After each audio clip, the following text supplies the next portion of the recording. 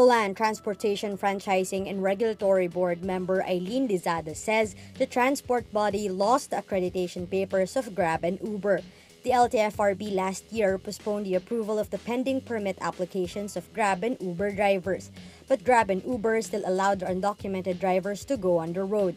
The two companies recently paid a 5 million peso fine each for violating the LTFRB order. Lizada said former LTFRB Executive Director Roberto Cabrera supposedly had accreditation papers of the ride-hailing companies, but he denied having them. She says, quote, "Ever since we assumed office, we looked for it. Nothing."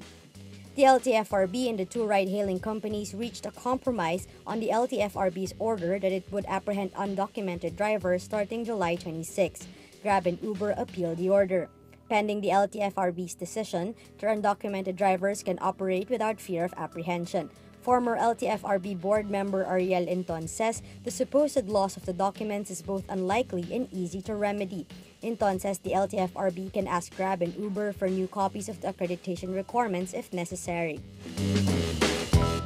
President Rodrigo Duterte tells troops in Marawi City he declared martial law in Mindanao to avoid impeachment. Duterte says, quote, "Because of the critical condition as assessed by your military and your defense department, I had to declare martial law. Otherwise, I would be a candidate for impeachment also." The president was finally able to visit Marawi City Thursday after several failed attempts. Duterte doesn't explain how a decision not to proclaim martial law is a violation of the Constitution or can be construed as an impeachable offense. He earlier asked Congress to extend martial law in Mindanao until December or for another 5 months. The National Bureau of Investigation on Friday presents the bank officer suspected of committing a 900 million peso internal fraud at Metrobank. NBI says Maria Victoria Lopez, Vice President of the Corporate Service Unit at Metrobank's Makati head office, faces charges of qualified theft, falsification, and violation of the general banking law. It adds Lopez refused to cooperate in the investigation.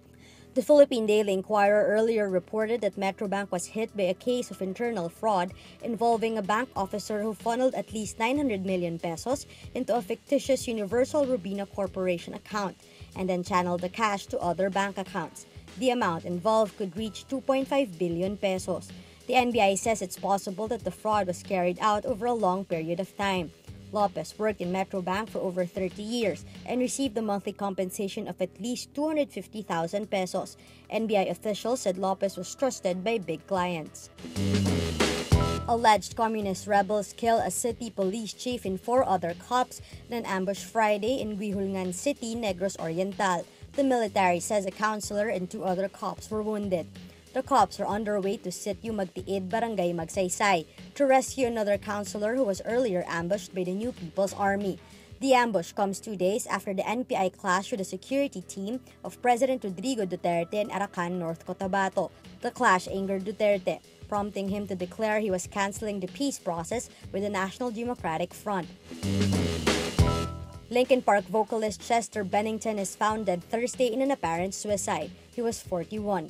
Linkin Park guitarist and main songwriter Mike Shinoda says, quote, "Shocked and heartbroken, but it's true."